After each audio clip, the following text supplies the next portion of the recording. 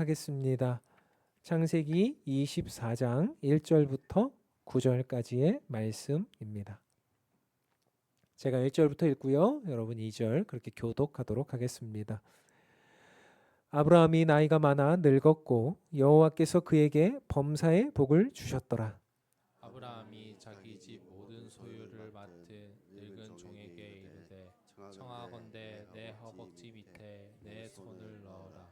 내가 너에게 하늘의 하나님 땅의 하나님이신 여호와를 가리켜 맹세하게 하노니 너는 내가 거주하는 이 지방 가나안 족속의 딸 중에서 내 아들을 위하여 아내를 택하지 말고 내 고향 내 족속에게로 가서 내 아들 이삭을 위하여 아내를 택하라.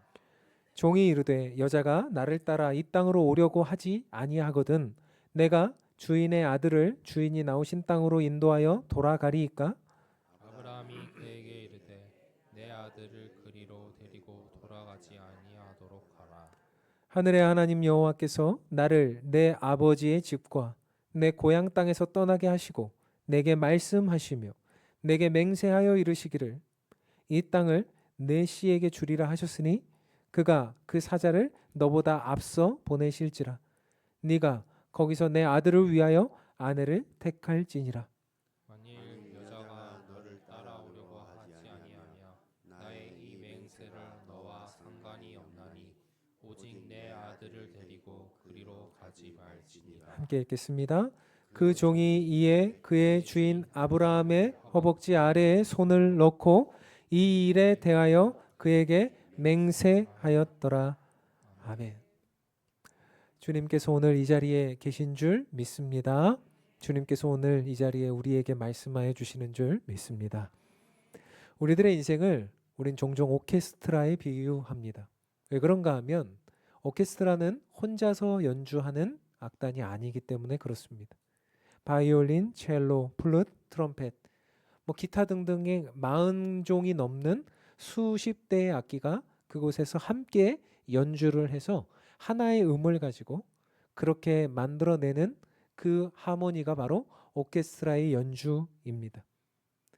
각각 다른 소리와 음역대를 갖고 있는 악기들이 모두가 저마다의 소리를 내는데 그것이 하나의 소리가 되어지고 있다는 거죠. 그래서 가장 중요한 것은 이 오케스트라에서 가장 중요한 것은 혼자 많은 소리, 혼자 큰 소리, 혼자 더 혼자서 내는 소리를 더 크게 내는 것이 중요한 것이 아니라 이 오케스트라에서는 조율이라고 하는 것이 중요합니다. 나의 소리와 다른 사람의 소리 그리고 모두가 함께하는 하나의 기준점에 맞추어서 그 소리를 맞추어 내는 것 그것을 우리는 조율이라 합니다. 그래서 열심히 연주를 하고 실력이 좋아도 모두가 하나 될 수 없다면 그것은 오케스트라로서 실력이 없는 것이다 라고 볼 수가 있는 것이겠죠. 우리의 인생도 그렇습니다. 우리도 저마다의 소리를 내는 인생입니다. 그런데 우리도 각자의 소리를 내면서 하나의 공동체를 이루어 가고 있을 때 오케스트라처럼 조율된 소리, 하나의 소리를 낼 수 있어야 한다는 것입니다. 하나님은 우리가 혼자 큰 소리로 나 혼자 연주하라고 이곳에 우리를 보내시지 않으셨습니다. 각자의 역할에 맞게 각자의 뜻을 따라 하나님이 보내주신 사명을 따라 우리 모두는 각자의 영역에서 각자의 연주를 하고 있을 때 가장 중요한 것은 무엇입니까? 조율입니다. 앞에선 지휘자 그리고 그 지휘자가 연주하는 악보 우리는 그 지휘자를 예수 그리스도라고 생각합니다. 그리고 그 지휘자가 보고 있는 악보를 성경이라고 믿습니다. 그래서 교회는 예수 그리스도의 지휘를 받으며 성경을 따라 그 악보를 따라 그 걸음을 걸어가는 것 그것이 바로 우리들의 인생이 또 우리들의 교회가 잘 되어지는 길이다라는 것을 기억해야 합니다. 그렇기 때문에 우리들에게 필요한 것이 무엇입니까? 순종입니다. 악기 입장에서 조율을 당한다는 것은 그다지 기분 좋은 내용만은 아닐 것입니다. 어떤 때는 줄이 팽팽하게 당겨져야 될 때도 있을 것이고 어떤 때는 풀려야 할 때도 있을 것입니다. 그것이 내가 원하던 방식의 음이 아니라 내가 원하던 방식의 소리가 아니라 악기를 조율하는 앞에 지휘자에 따라서 그것이 더 높아지기도 하고 더 낮아지기도 하고 팽팽해지기도 하고 느슨해지기도 하는 그 조율의 시간을 경험해야지만, 그것을 우리는 순종이라고 말하는데, 그 시간을 경험해야지만 모두가 하나 되는 소리를 낼 수가 있다는 것입니다. 성경은 그런 이야기들을 끊임없이 해주고 있습니다. 오늘 본문에서도 세 사람을 통해서, 그 세 사람의 모습을 통해서 우리들에게 하나님은 하나님의 말씀 앞에 어떻게 순종해야 되는지를 보여주고 있습니다. 오늘 본문엔 세 사람이 등장하는데요. 인생의 말년을 맞이한 아브라함, 그리고 그 아브라함의 명령을 받아 떠나는 종, 그리고 그 종의 이야기를 듣고 자신이 살던 터전에서 떠난 리브가라고 하는 여인. 이 세 사람의 이야기를 통해 하나님은 또다시 우리들에게 순종이 무엇인지, 우리들의 인생을 어떻게 꾸려나가야 되는 것인지를 말하고 있습니다. 이제 아브라함이 거의 마지막 미션처럼 자신의 아들의 아내, 배우자를 구하는 이야기가 펼쳐지고 있습니다. 오늘 보면 2절부터 4절인데요. 이렇게 기록하고 있죠. 아브라함이 자기 집 모든 소유를 맡은 늙은 종에게 이르되 청하건대 내 허벅지 밑에 네 손을 넣어라. 내가 너에게 하늘의 하나님 땅의 하나님이신 여호와를 가리켜 맹세하게 하노니 너는 내가 거주하는 이 지방 가나안 족속의 딸 중에서 내 아들을 위하여 아내를 택하지 말고 내 고향 내 족속에게로 가서 내 아들 이삭을 위하여 아내를 택하라. 이렇게 말했습니다. 아브라함이 지금 자기의 종에게 내 고향으로 가서 그곳에 있는 여인들 중에 내 아들을 위한 배우자를 구하라, 이렇게 명령하고 있습니다. 그 명령의 순간에 아브라함은 자기의 허벅지 밑에 손을 넣고 맹세하라고 말합니다. 여기서 우리는 특별한 내용들을 알게 돼요. 허벅지 밑에 손을 넣는다는 것은 그 당대로서는 어떤 의미를 가지는가 하면 허벅지 밑은 생명의 근원을 이야기합니다. 그러니까 지금 아브라함은 지금 종에게 무엇을 이야기하고 있습니까? 너 생명의 근원을 걸고 이야기해라. 지금 이것은 쉽게 말하면 뭡니까? 목숨 걸고 우리 이 언약을, 이 약속을 하자라고 하는 의미가 담겨져 있는 내용이죠. 그러니까 아브라함과 지금 이 종이 목숨 걸고 지금 어떤 일을 완수해야 된다라고 말하는 거예요? 아브라함의 아들의 배우자를 찾는 일을 목숨 걸고 해야 된다라고 하는 이야기를 하는 거죠. 근데 이 종의 입장에서 보면 어땠을까요? 사실 이 종은 어떻습니까? 이전에 보면 아브라함이 자신의 후계자로 이 종을 삼으려고 했어요. 이 사람의 이름은 다메섹 사람 엘리에셀이다라고 말해요.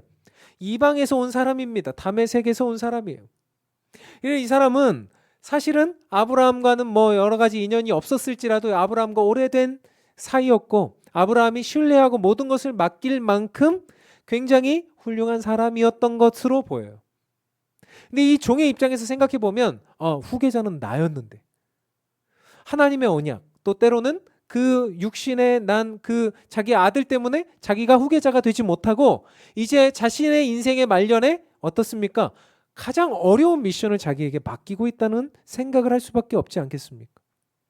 그럼 이 종의 입장에서는 그 길을 떠나려고 할 때 후계자는 원래 나였는데 라고 하는 어떤 인생에 조금 그런 마음들이 있지 않겠어요? 후계자는 원래 나였는데.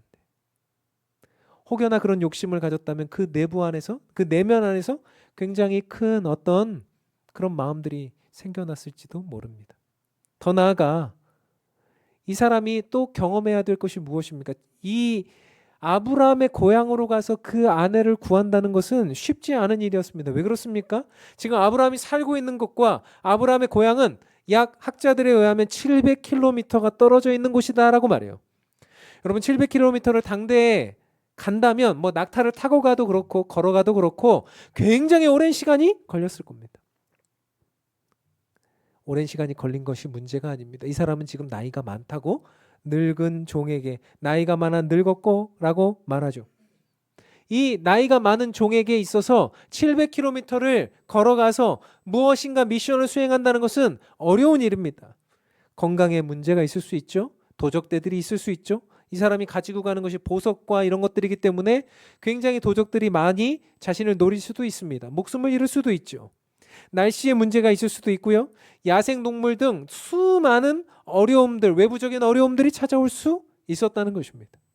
이 종이 이 미션을 받아들기에는 사실 자기의 계획에도 없었고 자신의 마음속에서부터 깊은 어떤 동요가 일어나지 않을 수도 있을 뿐만 아니라 더 나아가서는 외부적인 물리적인 한계들이 생겨날 수 있다는 것을 우리는 깨닫게 됩니다. 그런데 이 엘리에셀이라고 하는 이 종은 어떻게 합니까? 아브라함이 그런 말을 할 때 단 한마디에 토도 달지 않습니다. 그곳에 가서 어떤 일을 해야 되는지, 그리고 그곳에 있는 여인이 자신을 따라오지 않으려면 어떻게 해야 되는지에 대한 구체적인 지시사항을 받을 뿐이지 이것에 대한 의문을 제기하지 않습니다. 이 종은 그저 자신의 뜻보다 주인의 뜻을 먼저 생각하고 있습니다. 저는 이게 하나님의 종들의 특징이라고 생각해요. 하나님의 종들은요, 자신의 뜻보다, 내가 생각했던 계획보다, 내가 생각했던, 내가 바라왔던 경험보다 누구의 뜻을요? 주인의 뜻을 먼저 생각하는 사람들이 하나님의 종이라고 생각해요. 오늘 이 종은 내가 어떤 상황입니다. 저는 할 수 없습니다. 저는 이것이 이해가 안 됩니다. 저는 저에게 주려고 했던 후계자를 왜 아들에게 주었는지 좀 서운합니다. 이런 얘기를 하지 않아요. 저는 그곳에 가서 뭐 어떤 내용들, 저는 그곳에 700km 가는 동안 도적들을 만날 수도 있지 않겠습니까? 날씨가 어려워질 수 있지 않겠습니까? 이런 얘기 하지 않아요. 그곳에서 무엇을 해야 됩니까? 어떻게 해야 됩니까? 사랑하는 성도 여러분,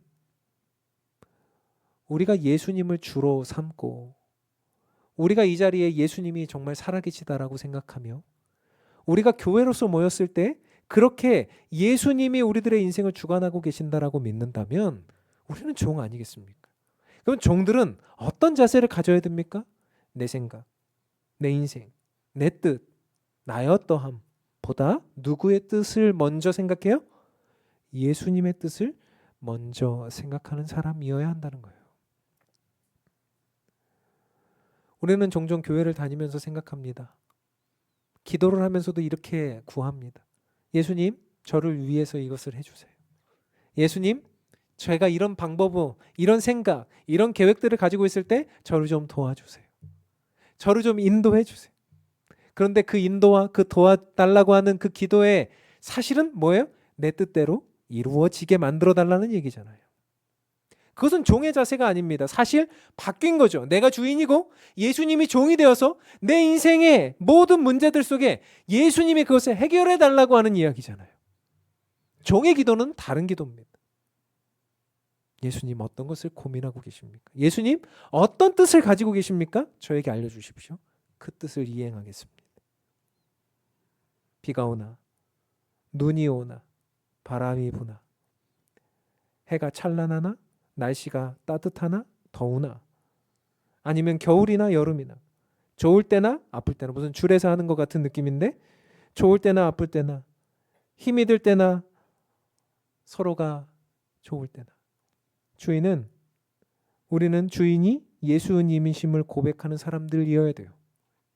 어떤 상황 속에서도 예수님이 우리 주인이시라는 사실은 변함이 없고 어떤 상황 속에서도 예수님이 우리들의 인생을 이끌어 가신다라고 하는 것은 변함이 없는 거죠.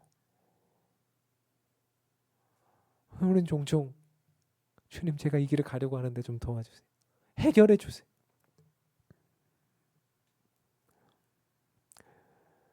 순종하겠다라고 하는 종들은 다릅니다. 교회 안에서도 마찬가지입니다. 교회는 서로의 주장을 이야기하는 것이 아닙니다. 교회는 나의 어떠함을 말하는 것이 아닙니다. 교회의 주인은 예수님이십니다. 서두에서 말씀드렸던 것처럼 예수님의 지휘를 받아서 성경의 악보를 보면서 함께 하나의 그 일들을 이야기해 나가는 것이 교회입니다. 우리는 그저 청직이요 종일 뿐입니다. 우리가 맡은 것이 있다면 그 맡은 바 충성을 다하면 될 일입니다. 사역도, 직분도, 우리가 섬기는 아이들도, 내 부서도, 내가 가지고 있는 어떤 내용들도 그저 내 것이 아니라 주님의 뜻에 합당하게 사용되어져야 될 도구일 뿐입니다. 그래서 우리는 기도해요. 내가 원하는 것이 아니라 주님이 무엇을 원하실까? 근데 문제는 뭡니까? 문제는 결국 내가 그 기도를 하면서 나아가도 우리는 결과를 모른다는 게 문제예요. 우리가 어떤 뜻을 가지고 딱 나아갈 때 사실은 어떤 내용들이 이미 결정되어 있으면 좀 쉬울 수 있겠어요. 요셉이 나중에 총리가 될 것을 알고 그 길을 걸어갔다면 조금은 쉬웠을 수도 있겠어요. 다윗이 왕이 될 것을 알고 그 길을 걸어갔다면 조금 나았을 수도 있겠어요.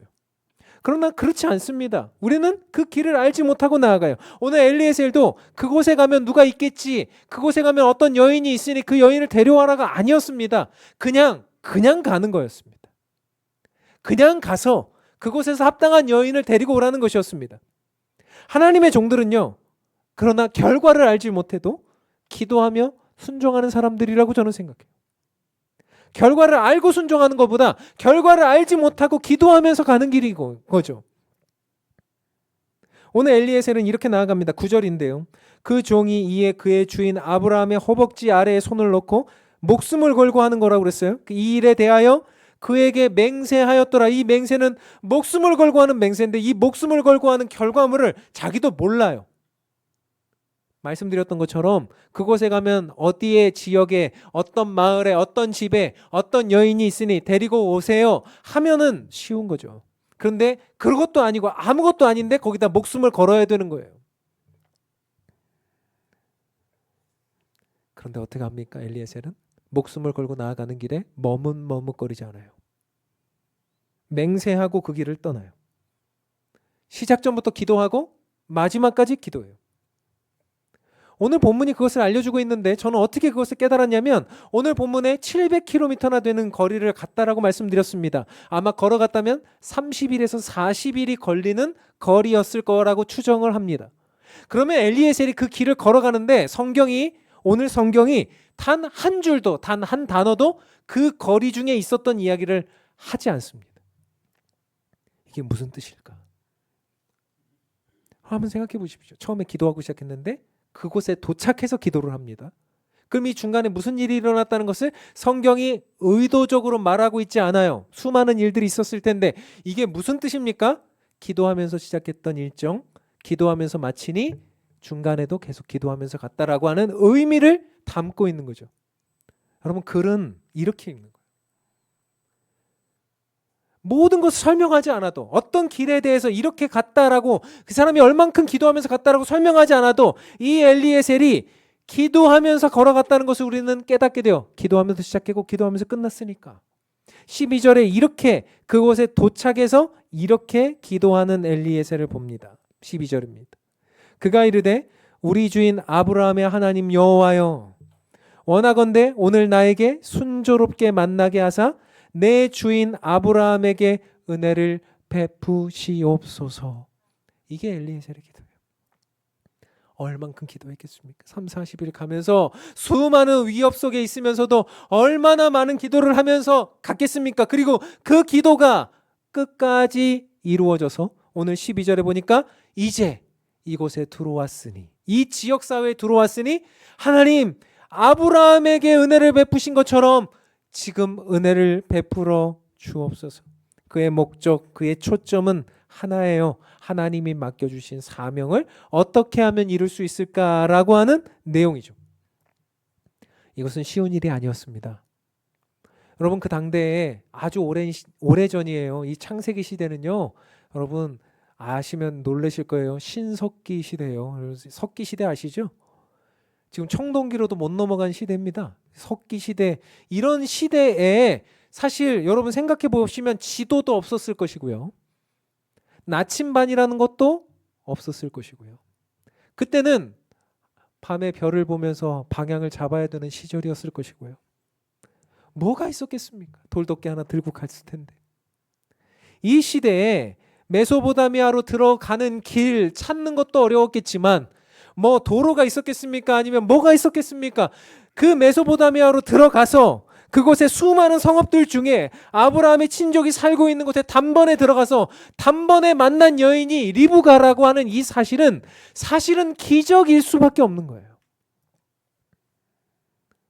여러분 이런 기적이 오늘 성경 안에서 일어나고 있을 때 우리는 그저 뭐 이게 기적인가? 그런데 하나님은 일상 속에서 기적을 보여주고 있는 거예요.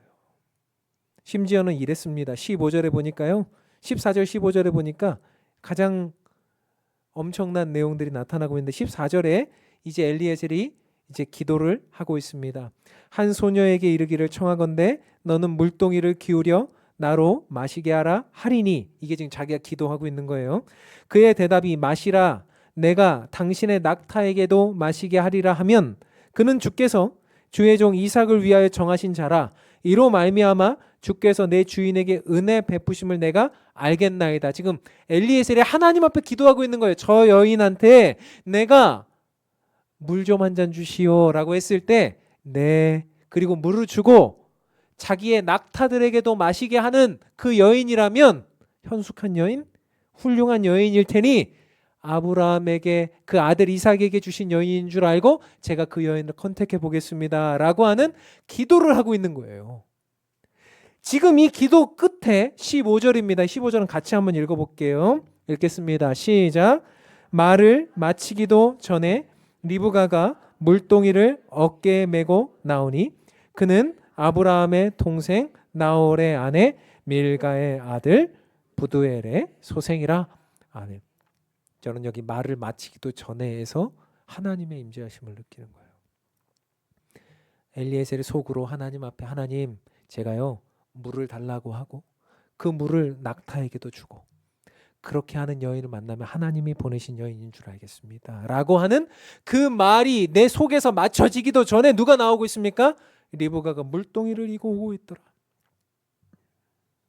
하나님은요 말이 맞춰지기도 전에 이미 역사하고 계시는 하나님이세요. 목숨을 건 종과 기가 막히게 응답하시는 하나님, 그 역사를 우리는 보고 있는 거예요.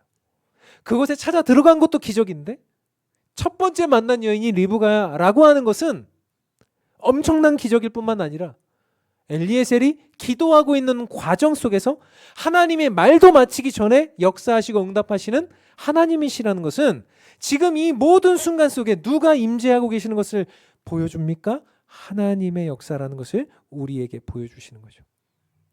우리가 그렇게 순종하며 나아갈 때 하나님은 이미 일하고 계세요. 엘리에셀이 기도하기도 전에 하나님은 리브가를 예비하고 계셨어요. 이게 하나님의 섭리입니다. 여러분 기억하십시오. 우리의 순종이 하나님의 계획을 만들어내는 것이 아닙니다. 우리의 기도가 하나님의 계획을 바꾸어내는 것이 아닙니다. 여러분 기억하십시오. 우리 하나님의 계획 속에 우리의 기도가 있고 하나님이 이미 역사하신 역사 아래 우리의 순종이 있는 것입니다. 하나님은 우리가 가는 길에 순종하게 하시고 계획을 보여주시고 역사해 주시며 인도해 가시는 하나님이신 거예요. 그러니 내가 열심히 기도했으니까 이렇게 되었겠지? 아니고요. 내가 순종했으니까 이런 결과가 일어나야지? 그거 아니고요. 하나님의 가시는 역사 속에 나의 순종과 기도를 사용하신다라는 것을 기억해야 돼요. 사랑하는 성도 여러분, 믿음이라는 게 뭡니까? 믿음은 미래를 미리 보는 게 아니에요. 어떤 미래가 와도 순종하겠다라고 하는 게 믿음이에요. 우리는 불확실성을 힘들어해요. 앞에 뭐가 일어날지 모르기 때문에 자꾸 어려워해요. 그래서 우리는 뭐 합니까? 미래를 통제하고 싶어요. 여러분, 우리들의 손안에 안 들어오면 불안해하시는 분들 계시죠? 아마 성향이 그러신 분들 계실 겁니다. 내 손안에 안 잡히면 불안해서 잠이 안 오는 분 계시죠? 그런 분 계실 겁니다. 내가 자꾸 나의 어떠함을 통제하려고 하기 때문에 그래요. 내려놔야 됩니다. 내려놔야 돼요. 내가 자꾸 계획하고 내가 자꾸 생각하고 물론 계획하지도 말고 뭐 아무것도 하지 말고 이런 얘기가 아닙니다. 그것이 틀어지면 힘들어하는 건 말이에요. 내가 계획했던 방식대로 가지 않으면 힘들어하는 상황 말이에요. 아닙니다. 하나님이 바꾸실 수 있습니다. 하나님이 다른 방향으로 이끌어 가실 수 있습니다. 우리 마찬가지예요. 우리 가정에 어떤 일이 생길지 우리가 어떻게 알겠습니까? 내가 이렇게 나는 50대, 60대, 70대 이렇게 가야겠지? 라고 생각했을 때 우리가 그 길대로 되던가요? 아니더라고요. 육신이 좋지 않아서, 몸이 아파서, 어떤 일들을 하면서, 수술을 받으면서, 또 때로는 내가 어떤 질병에 걸리면서 내 인생이 완전히 틀어지는 일들이 생기는 거죠. 그럴 때 우리는 잠 못 자고 힘들어하고 어려워하는 게 아니라 어떻습니까? 하나님 앞에 맡겨드리는 거죠. 교회는 어떻습니까? 우리가 우리의 교회가 어떻게 갈지를 어떻게 알겠습니까? 이 교회가 어떤 방향으로 누구를 도와야 되며 어떤 방식으로 어떤 목표를 가지고 어떻게 가지고 나아가야 될지 어떻게 알겠습니까? 하나님이 아시죠. 우리는 통제하는 사람들이 아니에요. 하나님께 충성하는 사람들이죠. 우리는 기도하면서 보이지 않는 길을 가는 사람들입니다. 우리는 기도하면서 순종으로 그 길을 걸어가는 사람들입니다. 아브라함도 그랬고 오늘 엘리에셀도 그랬습니다. 그 결과물을 알지 못하고 그 길을 그 방향으로 인도해 갔다고 했습니다. 지지난주에 아브라함이 자기 아들 이삭을 바치라고 하는 그 순종 앞에 그저 이해가 되지 않아도 그 순종 앞에 그 길을 걸어갔던 것처럼 오늘 엘리에셀이 누군가 정해지지도 않은 여인을 만나러 그 먼 곳 땅으로 걸어갔던 것처럼 하나님은 우리들에게 오늘 그것을 기대하고 계시는 거죠. 오늘 맡겨진 일에 충성하시고 충실하십시오. 그리고 내일은 하나님께 맡기시는 여러분들 되시길 바랍니다. 그렇다면 그곳에서 만난 리브가는 어땠습니까? 그 리브가는요 또 굉장한 여인이었던 것 같아요. 오늘 본문이 54절부터 58절에 이렇게 리브가의 모습이 등장하고 있습니다. 제가 쭉 읽겠습니다. 이에 그들 곧 종과 동행자들이 먹고 마시고 유숙하고 아침에 일어나서 그가 이르되 나를 보내어 내 주인에게로 돌아가게 하소서. 지금 그 다음 날 지금 엘리에셀이라고 하는 종의 고향으로 돌아가겠다라고 말합니다. 리브가의 오라버니와 그의 어머니가 이르되 이 아이로 하여금 며칠 또는 열흘을 우리와 함께 머물게 하라. 그 후에 그가 갈 것이니라. 그 사람이 그들에게 이르되 나를 만류하지 마소서. 여호와께서 내게 형통한 길을 주셨으니 나를 보내어 내 주인에게로 돌아가게 하소서. 그들이 이르되 우리가 소녀를 불러 그에게 물으리라 하고. 여러분 이거 되게 이상한 장면이거든요.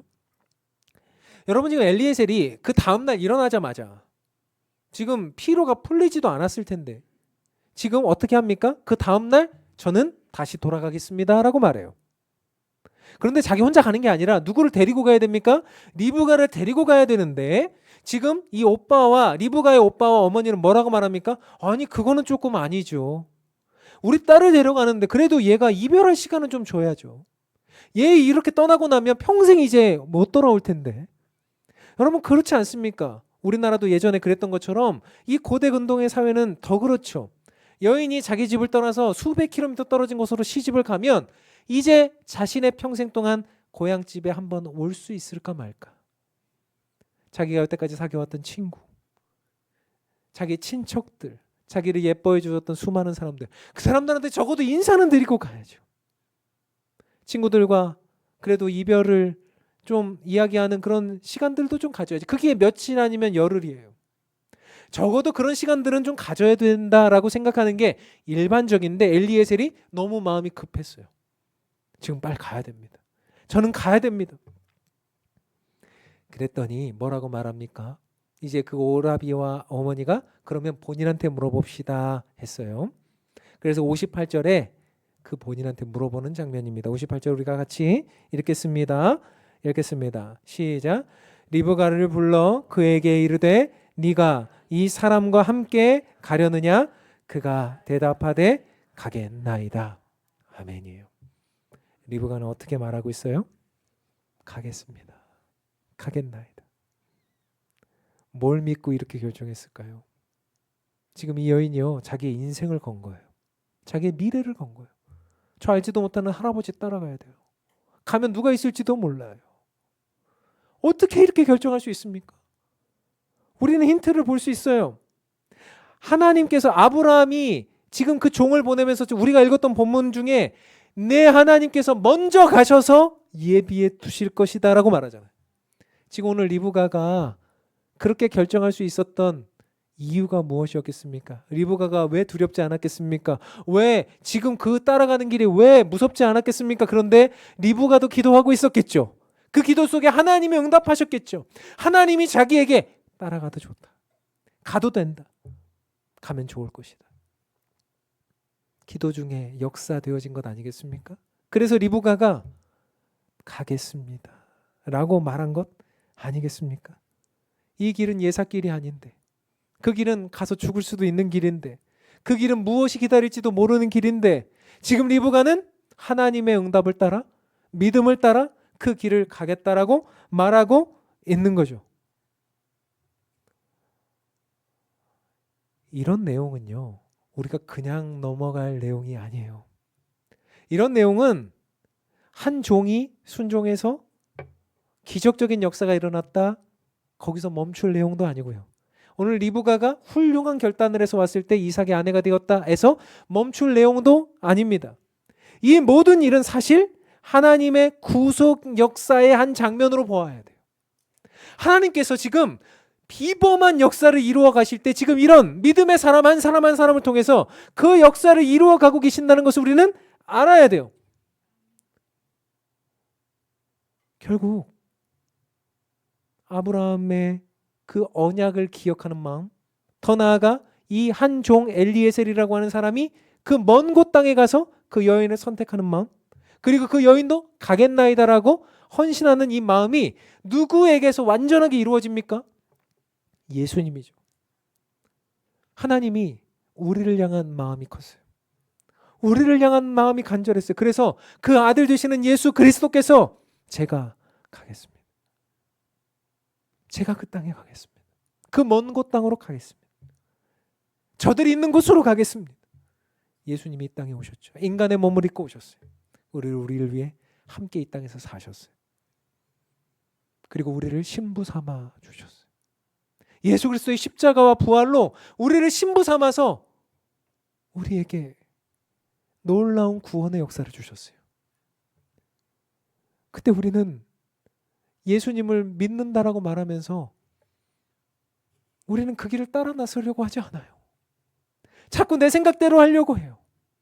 예수님은 나를 위해 목숨을 주셨고 예수님은 나를 위해 모든 걸 주셨는데 나는 가겠나이다 말하지 않아요. 우리는 자꾸 앞뒤를 쳐요. 오늘 리브가 간 것처럼 하지 않아요. 내 인생 저 예수님께 맡겨도 될까?